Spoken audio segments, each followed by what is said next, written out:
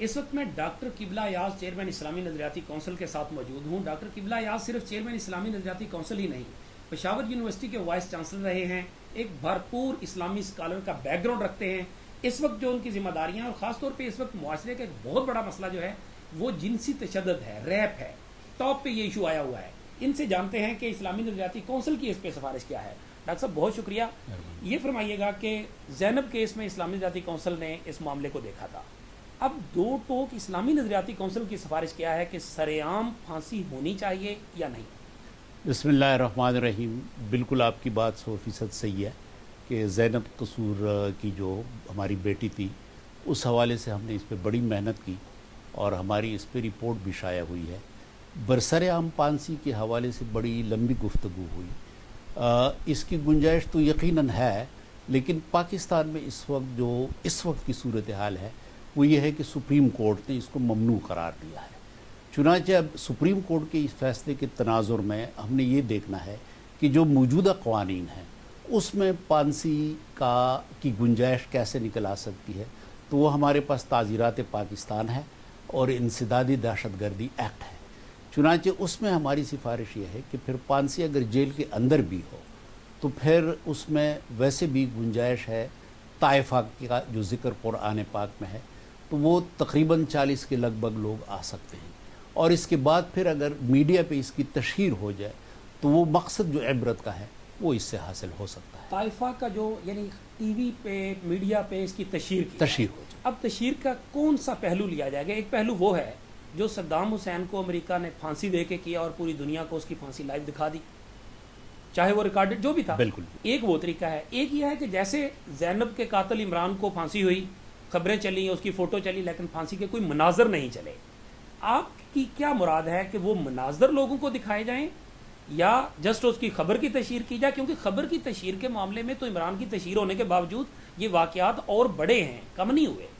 یہ جو مسئلہ ہے اس کو ہم نے سطحی طور پہ نہیں لینا. ہمارے پاس سوال یہ ہے کہ کیا سزا جو ہے اس سے واقعی پورا وہ مقصد حاصل ہو سکتا ہے جو جرائم کے سدباب کا ہے.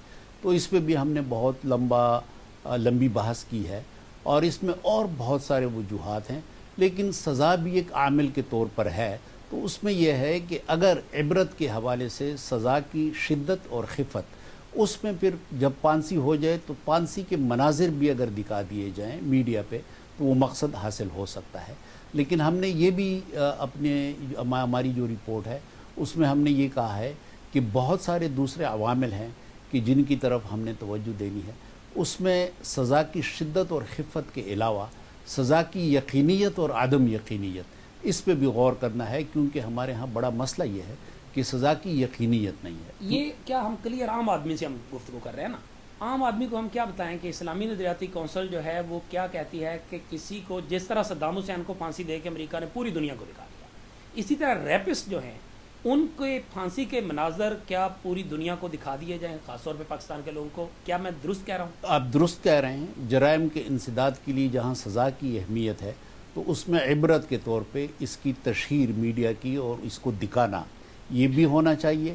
ہماری جو دوسری سفارشات ہیں وہ قانونی حوالے سے ہیں کہ اسپیشل عدالتیں اس کے لیے قائم ہو، اور عدالتوں سے زیادہ اہم بات جو ہے وہ بنیادی ہر جگہ پہ اسپیشل شکایات سیل یعنی تھانوں کے اندر، تاکہ جو شواہد ہیں وہ ضائع نہ ہوں اور انصاف کو فوری طور پہ اور سستا انصاف یہ جب تک نہ ہو تو سزا آپ بہت ہی سخت کیوں نہ کر دیں وہ مقصد حاصل نہیں ہوگا جو جرائم کے سدباب کا ہے. سر عام سزا کے حوالے سے سپریم کورٹ کا فیصلہ جو ہے وہ جیسے آپ نے بیان فرمایا، اگر ہم شرعی اعتبار سے دیکھیں، کیونکہ آپ تو قوانین کی شرعی تطہیر کرتے ہیں، میں یہ کہوں گا آپ اس کا جائزہ لیتے ہیں، تو کیا شریعت جو ہے وہ سر عام پھانسی کی سپورٹ کرتی ہے یا عام آدمی؟ میں سمجھنے کے لیے جاننا چاہتا ہوں ریاست مدینہ میں سزائیں کس طرح سے ہوتی تھی، سر عام یا جیلوں میں یا چھپا کے کیسے ہوتا تھا؟ یہ آپ دیکھیں، اگر سزاؤں کی تاریخ آپ دیکھیں نا تو شریعت کے اندر بھی رجم کی اور کوڑوں کی سزا جو تھی وہ تو پبلک ہوتی تھی، اور ہمیشہ سے ایسا ہوا ہے کیونکہ بنیادی مقصد تو عبرت کا ہے. تو یہ اس میں تو کوئی دو رائے نہیں ہے.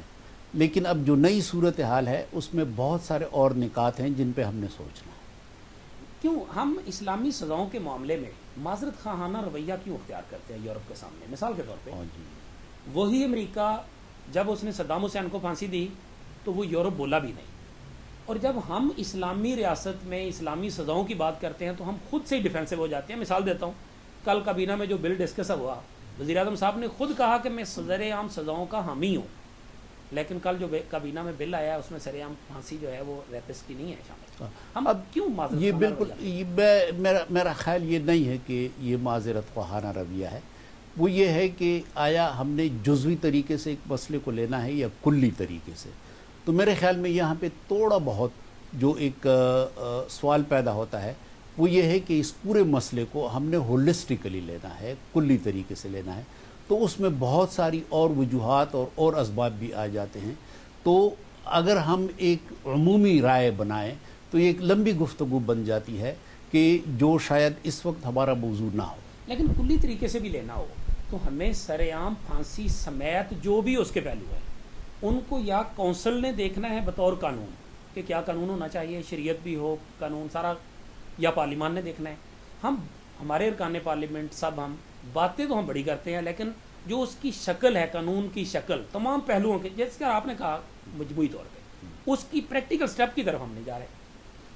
وہ دیکھیں نا, یہ ایسی بات ہے کہ جب تک ہم نے, جیسے میں نے گزارش کی, پوری جو صورتحال ہے اس وقت, جو جرائم ہیں اور پھر جو جرائم کے اسباب ہیں, جرائم کی نئی جو وجوہات ہیں, ان کا ایک بہت ہی عمومی مطالعہ کرنا چاہیے اور کلی مطالعہ کرنا چاہیے اور پھر بہت ہی عمیق طریقے سے اس کا حل ڈھونڈنا چاہیے.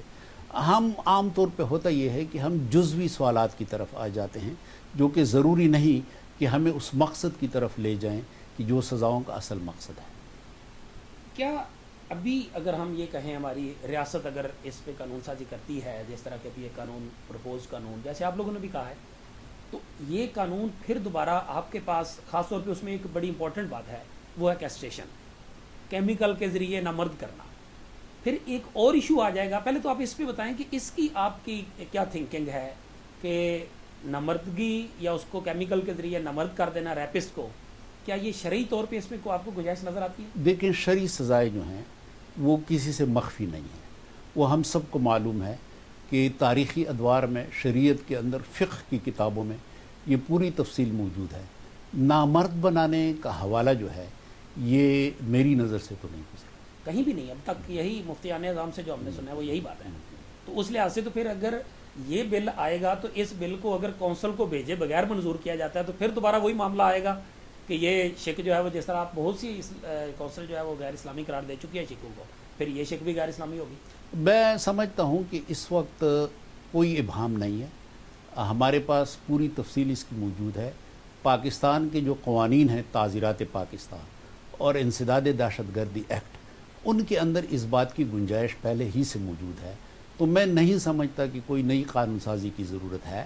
اگر ہمارے پاس یہ بل آ جائے تو یقیناً ہم وزارت قانون اور اپنے علماء کرام کے مشورے کے ساتھ یہ تو ہم تجویز دے سکتے ہیں کہ کچھ سزاؤں میں اضافہ کر دیا جائے اور تفتیشی جو مراحل ہیں ان میں آسانیاں پیدا کر دی جائیں اور انصاف کو سستا بنا دیا جائے اور ایسا انصاف ہو کہ خصوصی عدالتوں کے ذریعے جلد از جلد سماعت ہو اور سزا ہو.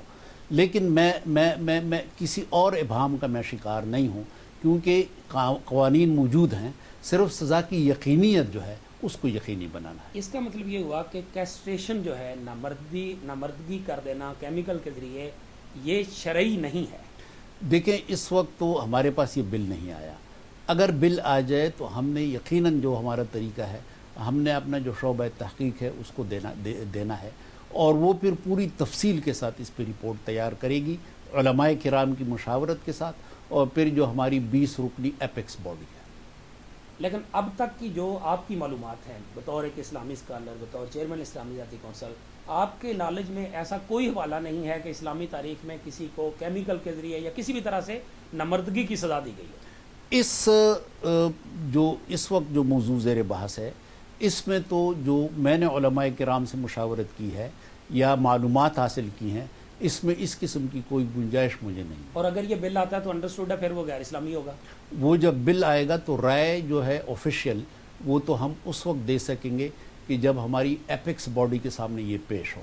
لیکن جس طرح میں نے گزارش کی کہ اب تک ہمیں جو تفصیل ملی ہے اس میں یہ ہے کہ شریعت میں یہ جو سزا ہے اس کا ذکر نہیں ہے۔ چیئرمین صاحب، جو میری آپ کی گفتگو ہوئی، اگر میں اس کو عام آدمی کے لیے سم اپ کر دوں کہ سر عام سزاؤں کا اسلام حامی ہے، لیکن سپریم کورٹ کے فیصلے کی وجہ سے ہم وہ یہاں امپلیمنٹ نہیں کر پاتے، نہیں کر سکتے، اس لیے کونسل کی سفارش یہ ہے کہ اس کی پھانسی کے مناظر جو ہے وہ ٹی وی چینلز پہ یا جس طرح بھی ہے اس کو دکھا دیا جائے تاکہ اس کے جو مقصد ہے وہ پورا ہو جائے۔ بالکل ایسے ہی ہے؟ بالکل بالکل۔ اس میں یہ ایک بات ہے کہ جو سر عام پھانسی والی بات ہے، یہ جو خاص قوانین ہیں رجم اور تعزیرات جو ہیں اسلامی سزاؤں کے حوالے سے، اس میں یہ ضروری نہیں ہے کہ ہر جرم کے لیے یہ سزا ہو، یہ متعین جرائم ہیں، لیکن جو ریپ کا جو جرم ہے اس میں پھانسی کی سزا ہو سکتی ہے۔ اچھا، ایک شرعی نقطہ آپ کی اسی سوال سے ذہن میں آ گیا کہ اگر کسی کو نامردگی کی یہ فرض کریں یہ سزا ہو جاتی ہے، اس میں اس کی وائف کا کیا قصور ہوگا؟ یہی تو اس کی بنیادی دلیل ہے۔ اس کی بنیادی دلیل یہ ہے کہ جب آپ کسی کو نامرد کرتے ہیں تو اس کی پشت پہ جو فلسفہ ہے وہ یہ ہے کہ آپ یہ سوچ رہے ہیں کہ آیا یہ جرم کی وجہ جو ہے یہ طاقت ہے یا شہوت ہے، نمبر 1۔ دوسری بات یہ ہے کہ اگر یہ سزا ہو بھی جائے تو وہ بندہ تو زندہ رہے گا، تو پھر یہ سزا دراصل اس کی بیوی کو ہے۔ بہت شکریہ، بہت شکریہ چیئرمین اسلامی نظریاتی کونسل کا موقف آپ نے سنا بڑا کلیئر لفظوں میں، اور انہوں نے یہ بات کہی کہ اسلام میں تو واقعتاً جو ہے وہ سر عام سزاؤں کا ہی تصور ہے، اور نامرد کر دینے کا تصور جو ہے وہ ہسٹری میں کہیں نہیں ملتا۔ تاہم اگر یہ بل اسلامی نظریاتی کونسل کے پاس آئے گا تو حتمی طور پہ کونسل بطور مجموعی اس وقت سفارش دے سکتی ہے۔ جی